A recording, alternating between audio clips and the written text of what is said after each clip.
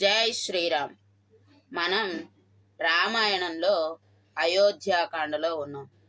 నిన్నటి రోజున రాములి వారి పాదుకలను తీసుకుని భరతుడు అయోధ్యకి వచ్చాడు. ఆ అయోధ్యను చూసి ఎంత వెలవెలపోతోందో అని బాధపడ్డాడు. రాజులేని రాజ్యం ఎలా ఉంటుందో మనకి వివరంగా చెప్పారు. ఆ తర్వాత ఆ పాదుకల్ని ఏం చేశారు, తర్వాత ఏమైంది అనే ఘట్టం దగ్గర మనం నిన్నటి వరకు చెప్పుకున్నాం. ఈరోజు ఆ తర్వాత ఏం జరిగింది అనే కథా విశేషాన్ని ఇప్పుడు మనం చెప్పుకుంటున్నాం. 115వ సర్గము. భరతుడు తల్లులకు నమస్కరించి నందిగ్రామమునకు చేరుట, పాదుకలకు పట్టాభిషేకమునర్చుట, సమస్త కార్యములను వాటికి నివేదించుచు రాజ్య పాలనము చేయుచుండుట. అన్నగారి మీద భక్తి ఉంటుంది. ఎన్నాళ్ళు ఉంటుంది? అన్నయ్య మన దగ్గర ఉన్నంతసేపు తమ్ముడికి అన్నయ్య మీద భక్తి ఉంటుంది. కానీ ఈయన పాదుకలు అయితే తీసుకొచ్చాడు. 1 ఏడాది కాదు, 2 ఏళ్ళు కాదు, 3 ఏళ్ళు కాదు, ఖచ్చితంగా 14 సంవత్సరముల పాటు ఆ ప్రేమ అలాగే ఉండాలి. ఒకవేళ లేకపోతే 14వ సంవత్సరం తర్వాత అయ్యా ఇప్పటిదాకా నేను చేశాను కదా, ఇప్పుడు వచ్చి నువ్వు నాది రాజ్యం అంటే ఎలా? అప్పుడు భరతుడి మాట తప్పిన వాడు అవుతాడా? రాముడు ఏమండు? రాముడు కూడా ఇప్పుడు ఇస్తానన్నావు కదా అంటే ఏమో, జరగచ్చు జరగకపోవచ్చు, మనకి తెలియదు. మనకి రామాయణం చదువుకుంటున్నాం కాబట్టి మనకి ఆ తర్వాత ఘట్టాలు తెలిసినా అది ఎలా వెళ్ళిందో మనకి తెలియదు కదా. ఎవరైనా బతిమిలాడారేమో, వీళ్ళు ఎవరైనా యుద్ధం చేసుకున్నారేమో, ఆ ఘట్టం మనకి తెలియదేమో. రాముడికి భరతుడికి అసలు ఏం జరిగిందో మధ్యలో 14 ఏళ్ల తర్వాత అనేది తెలియదు. అది కొంచెం ముందుకు వెళ్ళాక తెలుస్తుంది. మనకి యుద్ధకాండ కూడా అయిపోయాక తెలుస్తుంది.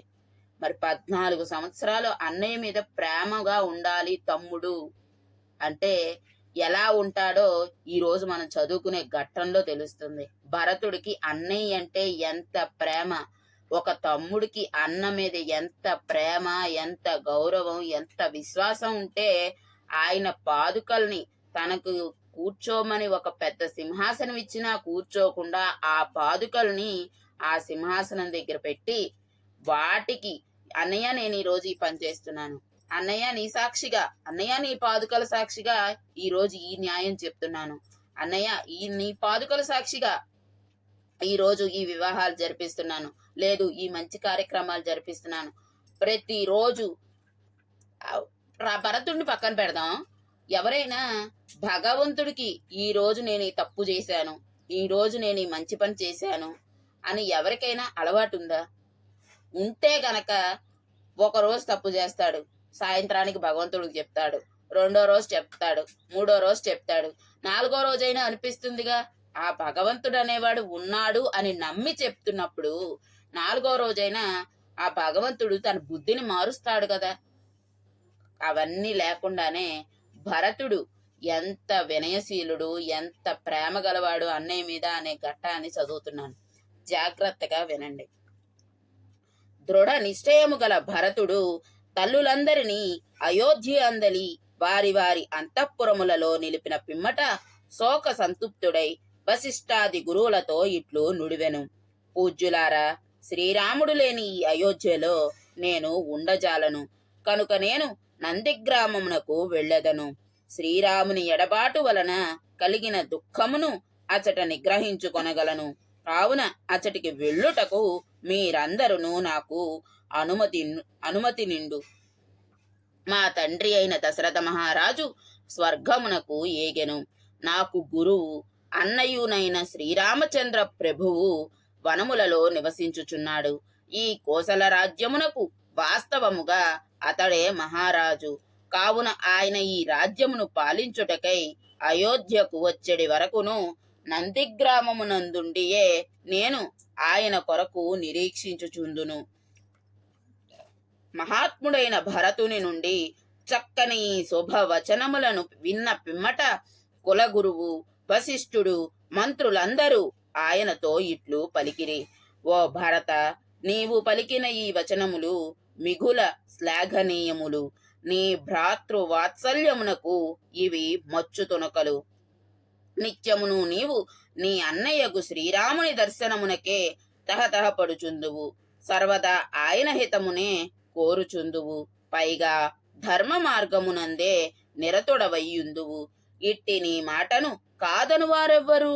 మహాత్ముడవైన నీ మాటను ఎవ్వరును కాదనజాలరు. ఏలనన భరత, నీవు ఏమి యోచించినను, చెప్పినను, ఆచరించినను అది ధర్మసాగరమే అగును. అంతట భరతుడు తన అభిలాషకు అనుగుణముగా మంత్రులు పలికిన ప్రియ వచనములను విని సారథితో నా రథమును సిద్ధము చేయుము అని పలికెను. శుభ లక్షణ సంపన్నుడైన అతడు ప్రసన్నవదనుడై శత్రుఘ్నునితో కూడి తల్లులందరికీ పాదాభివందనమునర్చి పిమ్మట రథమును అధిరోహించెను. ఆ భరత శత్రుఘ్నులు ఇరువురు పరమ ప్రీతితో రథమునెక్కిన పిదప మంత్రులతో పురోహితులతో కూడి నందిగ్రామమునకు బయలుదేరిరి. గురువులైన వశిష్ఠాది మహర్షులు, బ్రాహ్మణోత్తములు మున్నగు వారందరూ భరతుని రథమునకు ముందు భాగమున ప్రాంగుముఖులై నందిగ్రామమునకు బయలుదేరిరి. రాజు ఆదేశింపకున్నను రథాశ్వ గజములతో కూడిన బలములను పౌరులు అందరును అతనిని అనుసరించిరి. సాటిలేని సోదర ప్రేమ గలవాడు ధర్మాత్ముడైన భరతుడు శ్రీరాముని పాదుకలను శిరమున దాల్చి రథముపై వేగముగా నందిగ్రామమునకు చేరెను. పిమ్మట ఆ భరతుడు రథము నుండి చకచకా దిగి వేగముగా నందిగ్రామమున ప్రవేశించి గురువులతో ఇట్లనెను. పూజ్యులారా, మా అన్నయ్యకు శ్రీరాముడు స్వయముగా ఈ రాజ్యమును న్యాసముగా నాకు అప్పగించెను. ఇక్కడ న్యాసము అనే పదానికి అర్థం చెప్పారు. ఏమిటది? భద్రముగా రక్షించి తిరిగి యజమానికి అప్పగించవలసిన వస్తువు న్యాసంగా ఇచ్చాడు అని చెప్తున్నాడు ఆయన. అంటే నాకు చాలా, ఎవరైనా మనకి ఒకటి ఇచ్చి కొంచెం జాగ్రత్తగా చూడండి, మళ్ళీ నేను తిరిగి తీసుకుంటాను అంటే దాన్ని ఎంత జాగ్రత్తగా తీసుకుంటాం? పరుల సొమ్ము పాము వంటిదిట. ఇప్పుడు ఆయన ఎంత జాగ్రత్తగా రాజ్యాన్ని అప్పగించాడో నేను కూడా అంతే జాగ్రత్తగా ఇవ్వాలి కదండి అని చెప్తున్నాడు. మరియు బంగారముతో అలంకరింపబడిన ఈ పాదుకలను కూడా ఇచ్చెను. ఇవి ఈ రాజ్య ప్రజల యోగక్షేమముల భారమును వహించుచుండును. ఈ విషయమున నేను నిమిత్త మాత్రుడను, శ్రీరాముని బొంటును. పిదప భరతుడు శ్రీరామునకు ప్రతినిధులుగా ఉన్న ఆ పాదుకలకు నమస్కరించి దుఃఖితుడై మంత్రులు మొదలగు ప్రముఖులతో పౌరులందరితో ఇట్లనెను. ఈ పాదుకలను మా అన్నగారి పాదములుగా గౌరవింతును. పూజ్యములైన ఈ పాదుకలకు ఛత్రమును పట్టుడు, వింజామరలతో వీచుడు. మా అన్నగారి ఈ పాదుకల ద్వారానే ఈ రాజ్యమునందు ధర్మము సుస్థిరముగా ఉండును. మా అన్నయ్యకు శ్రీరాముడు మిక్కిలి ప్రేమతో న్యాసరూపమున ఈ రాజ్య భారమును నాపై మోపినాడు. అట్టి ఈ రాజ్యమును ఆ ప్రభువు తన వనవాస దీక్షను ముగించుకొని ఇచటికి వచ్చు వరకు దీనిని నేను రక్షించుచుందును. ఇక్కడ దీనిని నేను రక్షిస్తాను అని చెప్పడానికి చాలా పెద్ద స్టోరీ ఇచ్చారు. ఒకసారి చదువుతారు, వినండి. శ్రీరాముని యందు ఆయనకు ప్రాతినిధ్యము వహించడి పూజ్య పాదుకల ఎడను గల భరతుని భక్తి శ్రద్ధలను చక్కగా ఆవిష్కరించుచు శ్రీ తులసీదాస మహాకవి వచించిన ఈ అమృత వచనములు అవశ్య పఠనీయములు. భరతుడు నిత్యము శ్రీరాముని పాదుకలను పూజించి పొంగి పొరలుచున్న ప్రేమ భావముతో వాటి ఆజ్ఞతో రాజ్య కార్యములను నిర్వహించుచుండెను. భరతుని హృదయమున సర్వదా శ్రీ సీతారాములు వసించుచుండిరి. అతని నాలుకపై రామనామ జపము సాగుచునేయుండెను. దానిచే తనువు పులకరించుచుండెను. నేత్రములు ఆనందాశ్ర పూర్ణములగుచుండెను. శ్రీ సీతారామ లక్ష్మణులు వనములో నివసించుచుండిరి. కాని భరతుడు ఇంటిలోనే తపస్సు చేయుచు శరీరమును శుష్కింపజేయుచుండెను. ఆ ఉభయుల పరిస్థితులను మనస్సునకు తెచ్చుకొని ప్రజలు భరతుడు అన్ని విధముల శ్లాఘనీయుడు అని అనుచుండిరి. అతని నియమ వ్రతములను విని సాధుపుంగవులు సిగ్గుపడుచుండిరి. అతని ప్రేమ నిష్టను చూచి మునులు కూడా లజ్జతో తలలు వంచుకొనుచుండిరి. భరతుని ఆచరణము పరమ పవిత్రము, మధురము, మనోహరము, ఆనందప్రదము. అది కలియుగ పాపములను, క్లేశములను తొలగించునది. మహామోహమనుడి చిమ్మ చీకట్లను పటాపంచలు చేయుటలో సూర్యుని వంటిది. అతని జీవన విధానము పాప సమూహములనెడు ఏనుగుల పాలిటి సింహము. అది సర్వ సంతాపహరము, భక్తులకు ఆనందదాయకము, సంసార బంధముల నుండి ముక్తిని ప్రసాదించును. అది శ్రీరామచంద్ర భక్తి రసామృత ప్లావితము. అయోధ్యాకాండముట భరతుని చరితమే పట్టుకొమ్మ. అయోధ్యాకాండం మొత్తంలో భరతుని చరిత్రే గొప్పదిట. ఈ భరతుని చరిత్ర వినకపోతే, చదవకపోతే అసలు వేరే ఏమీ, ఇంకా అయోధ్యాకాండ మనం చదివిన వృధా. భరతుడు ఎంత గొప్పవాడో మనం తెలుసుకోవాలి. శ్రీరాముడు వనముల నుండి తిరిగి వచ్చిన పిమ్మట ఆయన పాదములకు ఈ పాదుకలను నేను స్వయముగా తొడిగెదను. అనంతరము పాదుకలను ధరించియున్న ఆ ప్రభువు పాదములను నేను భక్తితో దర్శించెదను. ఈ రోజుల్లో పిల్లలు అన్నయ్య చెప్పులు కొంచెం పక్కన పెట్టమ్మా, అన్నయ్య బూట్లు కొంచెం పక్కన పెట్టమ్మా అంటేనే తోడబుట్టిన వాడి చెప్పులు ముట్టుకోవడానికి కూడా అసలు బాబోయ్ నేను ముట్టుకోను, నన్ను తీయమంటావేంటి అంటారు. అలాంటిది భరతుడు నేనే స్వయంగా ఆ పాదుకల్ని రాముల వారికి తొడుగుతాను, ఆ తొడిగిన పాదములకు నేనే నా భక్తితో దర్శిస్తాను, భక్తితో నమస్కారం చేస్తాను అని చెప్పేట. శ్రీరాముడు తిరిగి వచ్చిన పిమ్మట ఆయన నాపై ఉంచిన ఈ రాజ్య పాలన భారమును ఆ ప్రభువుకు అప్పగించెదను. తండ్రిని సేవించుచున్నట్లు ఆ మహాత్ముని సేవలలో నిమగ్నుడనయ్యదను.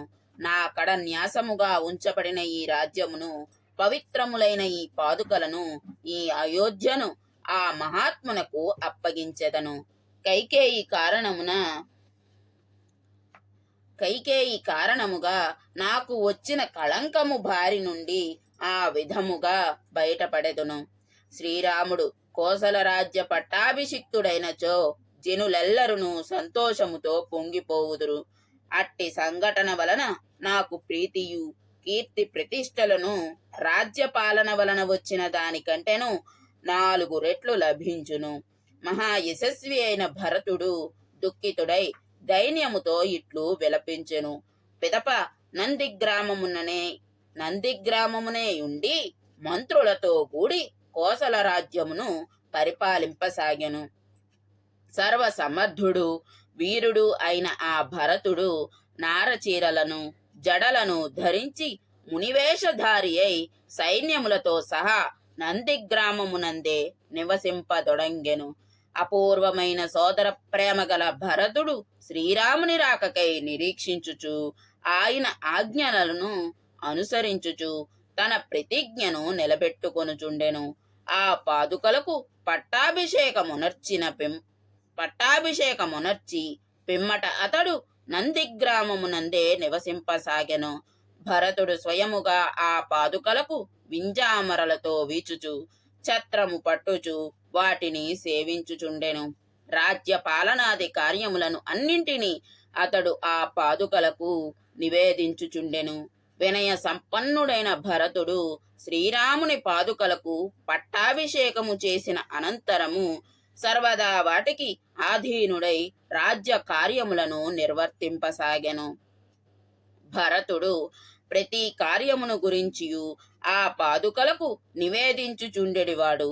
వచ్చిన కానుకలన్నింటినీ వాటికే సమర్పించుచుండెడివాడు. అనంతరము తగిన పద్ధతులలో పరిపాలనను కొనసాగించుచుండెడివాడు. మరి రాముడు చెప్పాడు కదా, పరిపాలన ఎలా చేయాలి, మంత్రులతో ఎలా ఉండాలి, గూఢచారులతో ఎలా ఉండాలి, ప్రజలతో ఎలా ఉండాలి, ఏదైనా కష్టం వస్తే ఎవరికి చెప్పాలి, గురువుల్ని ఎలా ఎలా సేవించాలి, తర్వాత ఏమో బ్రాహ్మణోత్తముల్ని ఎలా గౌరవించాలి, ఇవన్నీ చెప్పుకొచ్చాడు కదా మరి రాముడు. రాముడు చెప్పిన రాజ్య ధర్మాలన్నీ కూడా భరతుడు తూచా తప్పకుండా పాటిస్తున్నట్ట.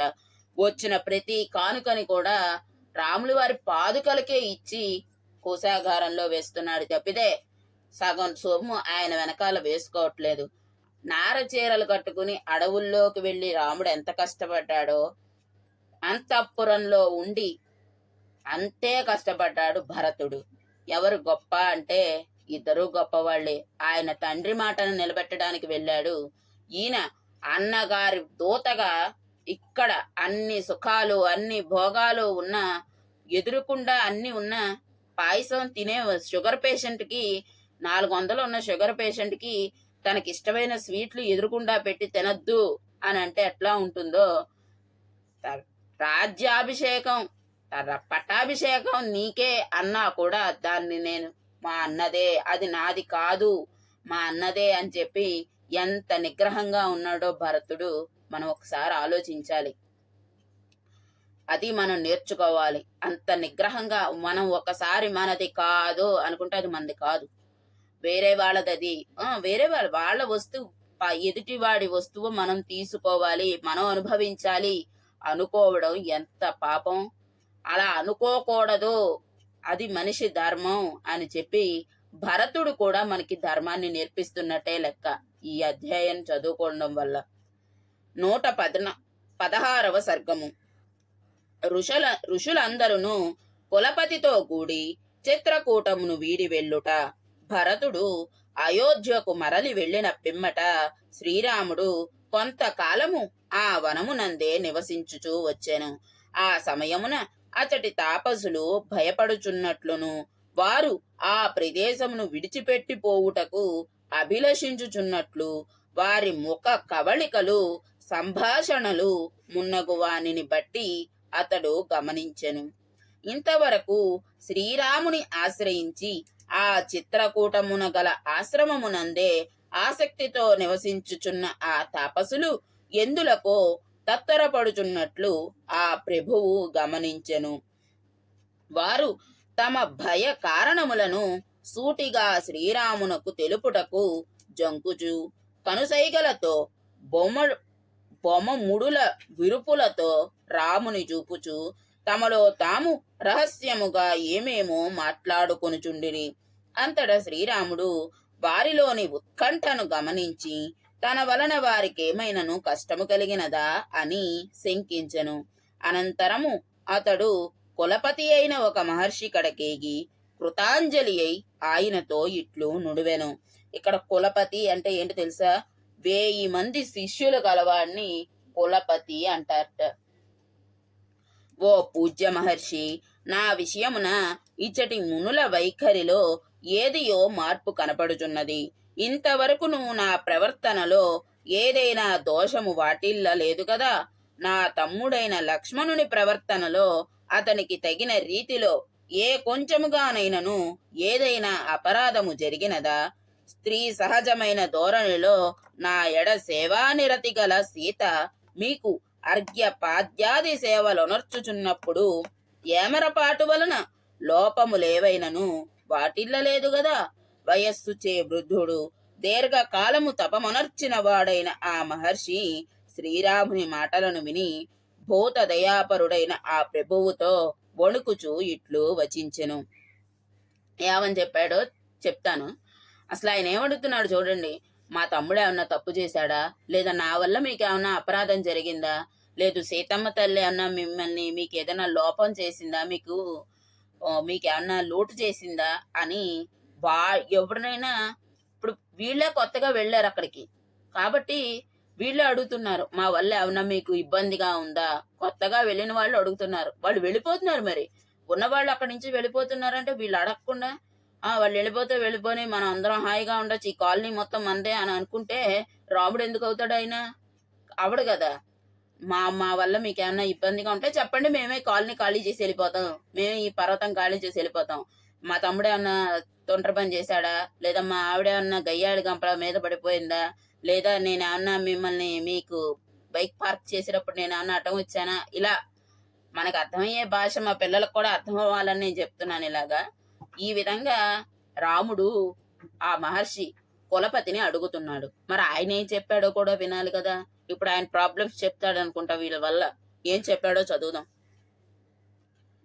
నాయన రామ, సీతాదేవి సహజముగా పవిత్ర స్వభావము గలది, శుభములను గూర్చుటలో నిరతురాలు. అట్టి సాధ్వి విషయమున ధర్మలోపము అసంభవము. అందున ధర్మ జీవనులైన తాపసులను సేవించు విషయమున ఆమె వలన ఎట్టి లోపము జరుగనే జరగదు. మీరు ఈ వనమున నివసించుచున్నప్పటి నుండి రాక్షసుల ఆగడములు మితిమీరినవి. అందువలన తాపసులు భయ కంపితులై కర్తవ్యమును కూర్చి రహస్యముగా వారిలో వారు గుసగుసలాడుకొనుచున్నారు. రావణుని తమ్ముడగు ఖరుడు అను పేరు గల ఒకానొక రాక్షసుడు దండకారణ్యమున నివసించుచు తపస్సు చేసుకొనుచున్న మునులను అందరినీ పెక్కు రీతులా బాధించుచున్నాడు. అతడు మిగులు పొగరబోతూ తనను ఇతడి ఎదిరింపగలవారు ఎవ్వరునూ లేరని మదించియున్నాడు. క్రూరుడు, నరమాంస భక్షకుడు, అహంకారి, మహాపాపి అతడు ఇచట నీ ఉనికిని కూడా సహించుటలేదు. ఓ రామ, ఈ ఆశ్రమమున మీరు వసించుచున్నప్పటి నుండి రాక్షసులు తాపసులను మిక్కిలి బాధించుచున్నారు. ఆ రాక్షసులు వికృతములైన వివిధ రూపములతో కనపడుచు తాపసులను భయ కంపితులను చేయుచున్నారు. వారి యొక్క రూపములు రోత పుట్టించుచున్నవి, క్రూరములైనవి, భయంకరములైనవి, లోకమున అసహజములైనవి. ఆ రాక్షసులు మునుల ఎదుట నిలచి అమంగళకరములైన అపవిత్రములైన పదార్థములను వారిపై చల్లుచున్నారు. మరికొందరిని హతమార్చుచున్నారు.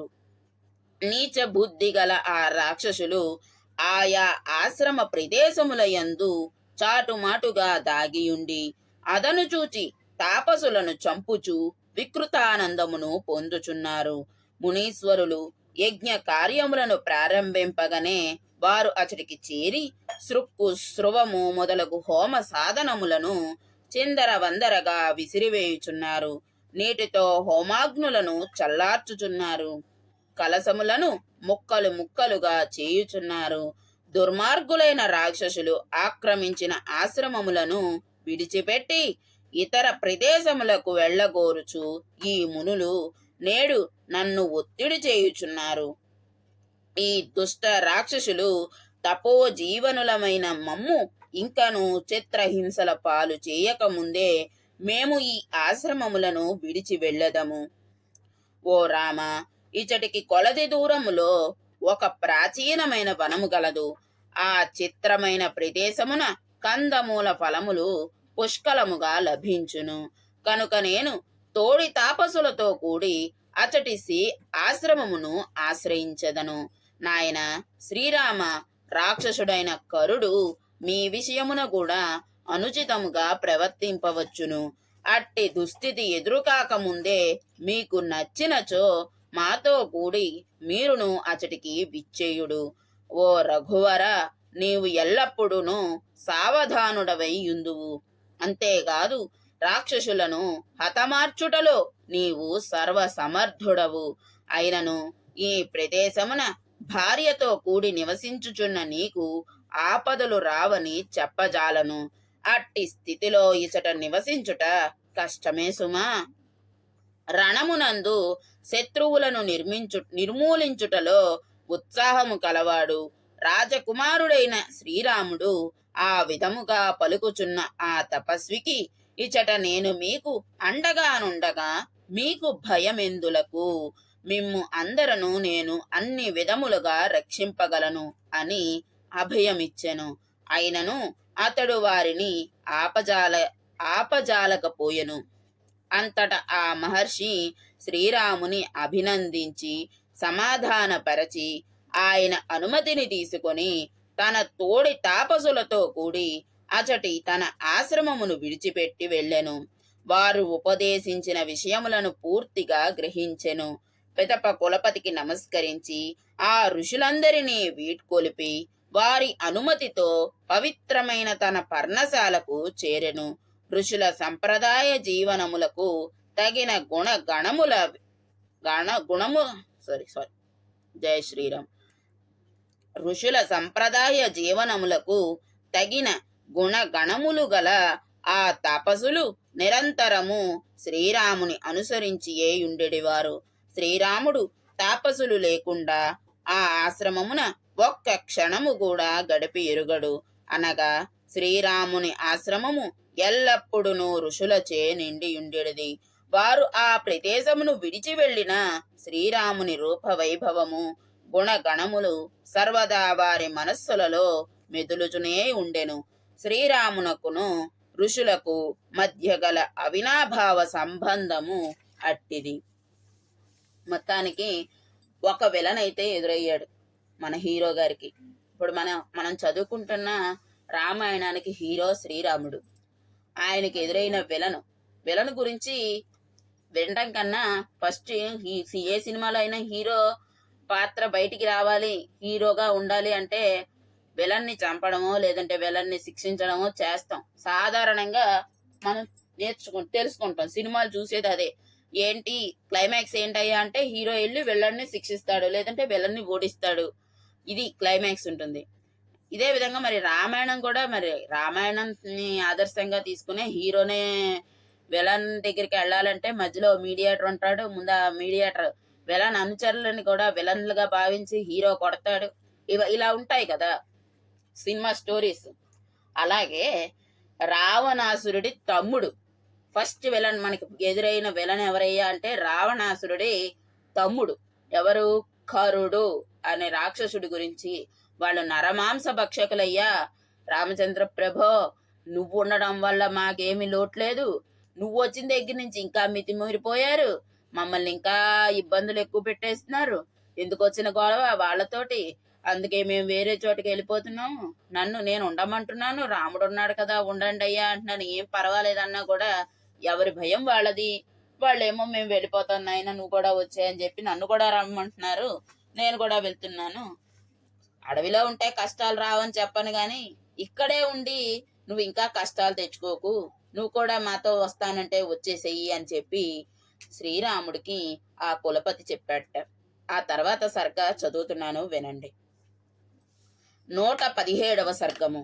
శ్రీరాముడు సీతాలక్ష్మణ సహితుడై అత్రి మహర్షి ఆశ్రమమునకు చేరుట, ఆ మహాముని వారికి స్వాగత మర్యాదలను నిలిపి అనసూయాదేవి తప ప్రభావమును తెలుపుట, అనసూయాదేవి సీతాదేవికి స్త్రీ ధర్మములను గూర్చి వివరించుట. అనసూయాదేవి సీతాదేవికి చెప్పిన స్త్రీ ధర్మములు ఏమిటో అది ఆవిడ ఒక్కదానికే చెప్పలేదు.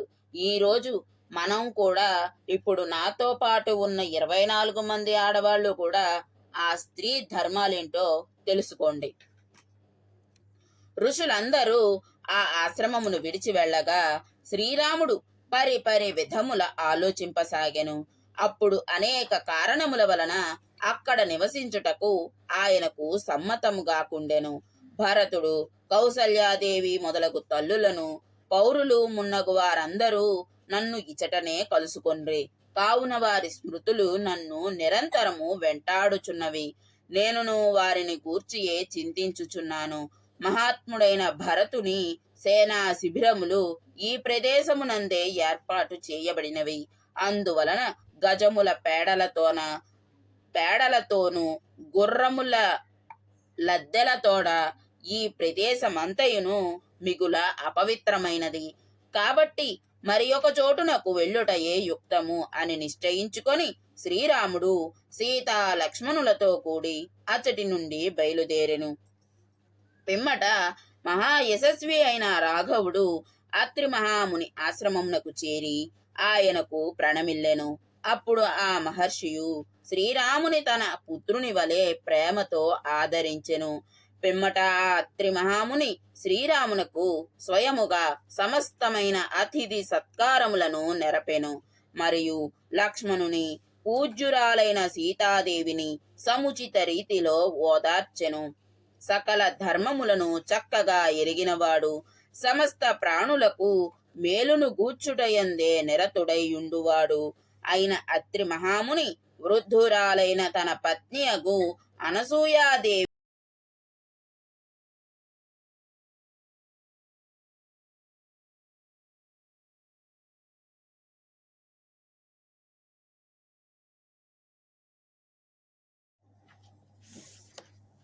సకల ధర్మములను చక్కగా ఎరిగినవాడు, సమస్త ప్రాణులకు మేలును గూర్చుటయందే నిరతుడై ఉండువాడు అయిన అత్రి మహాముని వృద్ధురాలైన తన పత్నియకు అనసూయాదేవి అచ్చటికి విచ్చేయగా ఆమెను సగౌరవముగా ఆహ్వానించెను. పిదప ఆమె సమక్షమున ఆ ముని సీతారామ లక్ష్మణులను ఎంతయు ఓదార్చెను. పిమ్మట ఆ ఋషీశ్వరుడు ధర్మ ప్రవర్తన గలది, తపమునరించుచుండునది మహాత్మురాలైన అనసూయాదేవితో ఈ విదేహ రాజకుమార్తె అయిన సీతాదేవిని లోపలికి తీసుకొని వెళ్ళుము అని పలికెను. ధర్మాత్మురాలు తపస్వినియు అగు అనసూయాదేవిని గూర్చి శ్రీరామునకు ఇట్లు వివరించెను. ఓ పుణ్యాత్ముడా, ఒకానొక సమయమున వరుసగా 10 సంవత్సరముల పాటు వర్షములు కురియక కరువు కాటకములు ఏర్పడెను. లోకములన్నీయును తినుటకు తిండి లేక, త్రాగుటకు నీరు లేక మలమల మాడిపోయెను. అప్పుడు ఈ అనసూయాదేవి కఠోరములైన నియమములతో తీవ్రమైన తపస్సనర్చి తన తప ప్రభావముచే కందమూల ఫలములను సృష్టించుటయే గాక గంగా నదిని ప్రవహింపజేసి లోకముల ఆకలి దప్పులను తీర్చెను.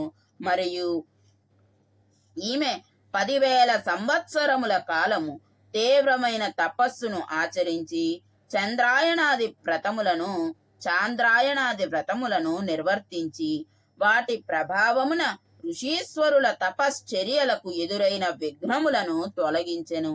అంతేగాక దేవకార్య నిమిత్తమై ఈమె 10 రాత్రులను ఒక రాత్రిగా మార్చి వారికి సహాయపడెను. ఇక్కడ 10 రాత్రులుగా ఒక రాత్రి మార్చడం అనే దానికి ఒక కథ చెప్పారు, చదువుతున్నా వినండి.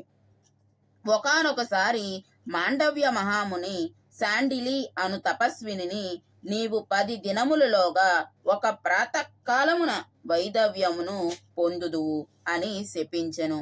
ఆ శాండిలి అనసూయాదేవికి ఆత్మీయురాలు.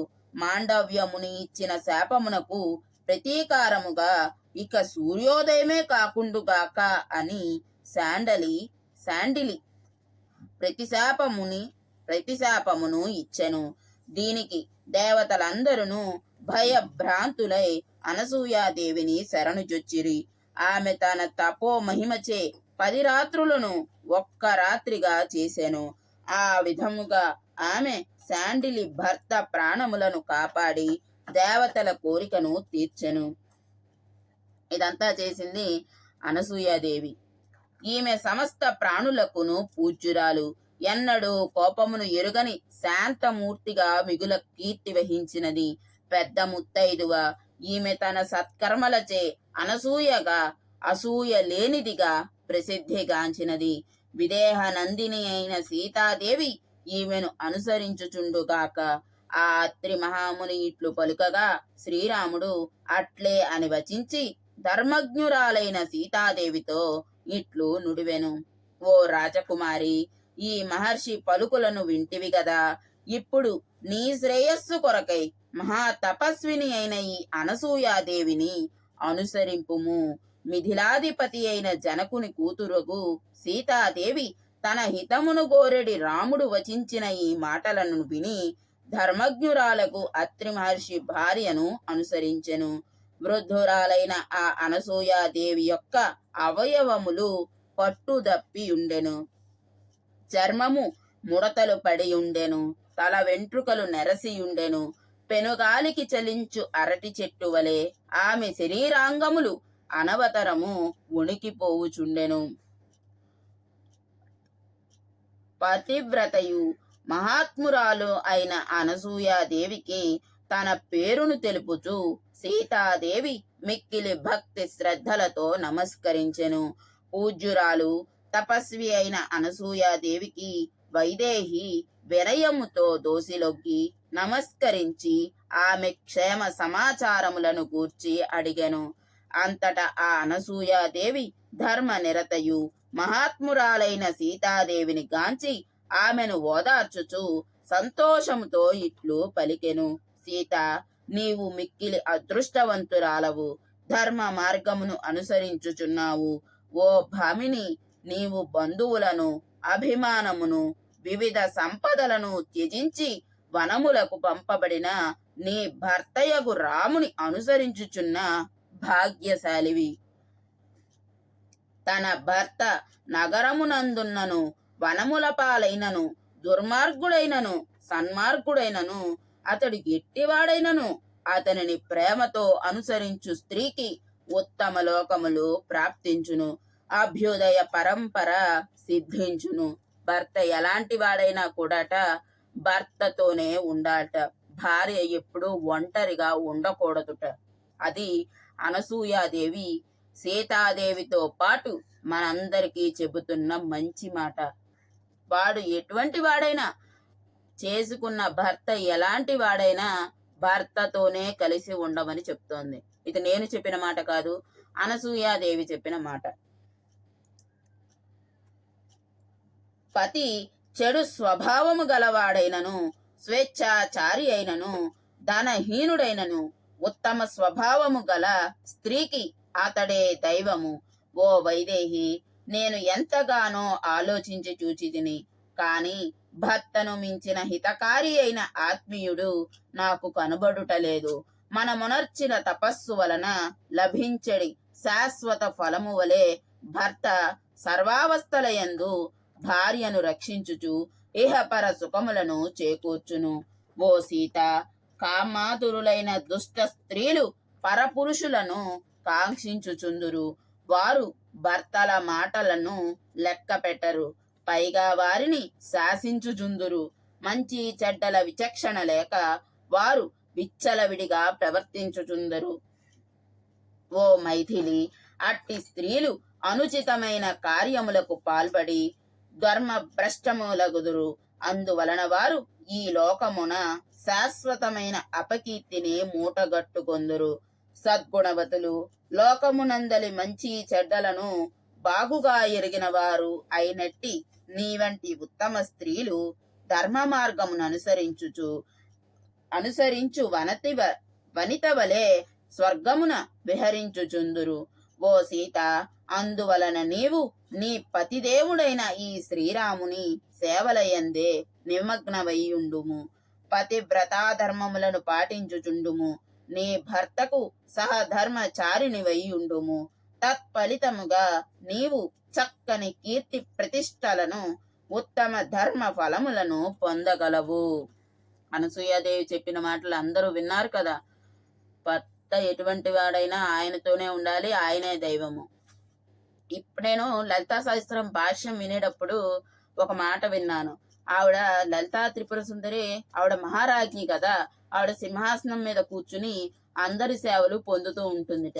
భర్త రాక గుమ్మంలోనే తెలుసుకుని భర్త వస్తున్నాడని ఈ సేవలన్నీ పక్కన పెట్టేసి పరుగున వెళ్తుందిట భర్తకి సేవ చేయటానికి. ఇది నేను లలితా భాష్యంలో విన్న రహస్యం. ఆ భర్త మీద అంత ప్రేమ చూపించే అమ్మవారికి మనం భర్తను రోజు తిట్టి, నువ్వు అటువంటి వాడివి, నువ్వు ఇటువంటి వాడివి అని చెప్పి భర్తను తిట్టుకుంటూ మనం వచ్చి అమ్మవారి దగ్గరికి వచ్చి ఇంకా 108 పూలతో సహస్రాలతో పూజ చేసి ఆవిడకి ఇష్టమైన నైవేద్యాలన్నీ పెట్టినా కూడా ఆవిడ ఒక నవ్వు ఊరుకుంటుంది. ఎందుకనేది నాకన్నా పెద్దవాళ్ళు మీకు తెలుసా విషయం. అమ్మవారు ఎందుకు నవ్వుతుంది మనలాంటి వాళ్ళని చూసి? అలా మనలాంటి వాళ్ళు అంటే మనలాంటి వాళ్ళు కాదు, అలా భర్తని 24 గంటలు తిట్టిపోసి 24 గంటలు ఆయన్ని దూషిస్తూ వచ్చి ఇంకా నాకంటే భక్తురాలు లేదు, నాకంటే పరమ పవిత్రురాలు లేదు అని కనీసం మొగుడికి అన్నం కూడా పెట్టకుండా ఉండే ఇల్లాలు. భర్తలు కూడా మంచి వాళ్ళని నేను చెప్పను. కలియుగంలో భర్తలు చాలా మటుకు స్వార్థపరులే అనుకుంటా. మీరు అందరూ పెళ్ళి చాలా సంవత్సరాలు అయ్యి ఉన్నారు, మీరు నాకన్నా ఎక్స్పీరియన్స్డ్ పర్సన్స్. అది నేను తప్పు పట్టను, ఎవరి జీవితం వాళ్ళది. కానీ ఆవిడ ఏం చెప్తుంది అనసూయాదేవి, భర్త ఎటువంటి వాడైనా భర్త ఉన్నంత వరకే స్త్రీకి విలువ. మన టైం బాగోలేదు, భర్త లేడు, ఇంక మనను వదిలేశాడు, ఇక మన కర్మ ఇంతే అనుకున్నప్పుడు తప్ప మనం ఏం చేయలేం. సాధ్యమైనంత వరకు నాకు తెలిసి భారతదేశంలో పుట్టిన ఏ స్త్రీ కూడా అంత త్వరగా భర్తని వదలడానికి ఇష్టపడదు. అలా అని ఆవిడ భర్తని వదిలి దూరంగా ఉంటోంది అంటే గనక ఆవిడ ఆ భర్త ద్వారా ఎన్ని కష్టాలు అనుభవించిందో మనకి తెలియదు కదా. భర్తను వదిలేసింది, భర్తకి దూరంగా ఉంటోంది అనుకుంటాం చాలా మంది, ఎవరైనా ఉంటే ఉంటారు. ఆవిడ ఎన్ని కష్టాలు పడిందో మనకి తెలియదు కదా ఆ భర్తతో. అందరికీ రాముడు లాంటి భర్త దొరకడు, అందరికీ కృష్ణుడు లాంటి భర్త దొరకడు. అది రావణాసురుడు లాంటి భర్తని కూడా వదలలేదు మరి మండోదరి. అది కూడా మనం ముందు ముందు చదువుకుంటాం. ఎవరి జీవితం వాళ్ళది. ఎప్పుడూ కూడా భార్య భర్తల మధ్యలో దూరకండి. ఎవరు కూడా ఎవరైనా భార్యాభర్తలు మాట్లాడుకుంటున్నా, గురు శిష్యులు మాట్లాడుకుంటున్నా, తల్లిదండ్రులు పిల్లలతో మాట్లాడుతున్నా, పెద్దవాళ్ళు మనకి ఏదైనా చెప్తున్నా మధ్యలో దూరిపోయి మాట్లాడేసి అటు ఇటు దటు చేసి చెయ్యకండి. అర్థమవుతోందా? మీకు కూడా చెప్తున్నా, ఎప్పుడు భార్యాభర్తలు మాట్లాడుకుంటుంటే మధ్యలోకి వెళ్ళకూడదు. పెద్దవాళ్ళు మాట్లాడుకుంటుంటే పిల్లలు మాట్లాడకూడదు. ఎందుకంటే అది వాళ్ళ విషయం. మిమ్మల్ని ఎవరైనా వచ్చి అడిగితే మీరు సమాధానం చెప్పాలి, సలహా అడిగితే మీరు చెప్పాలి. అంతేకాని భార్యాభర్తల మధ్యలో మనం కల్పించుకోవడం అనేది అంతకన్నా పాపపు పని వేరొకటి లేదు. సర్వం శ్రీరామచంద్రమూర్తి పాదారవిందార్పణమస్తు. స్వస్తి.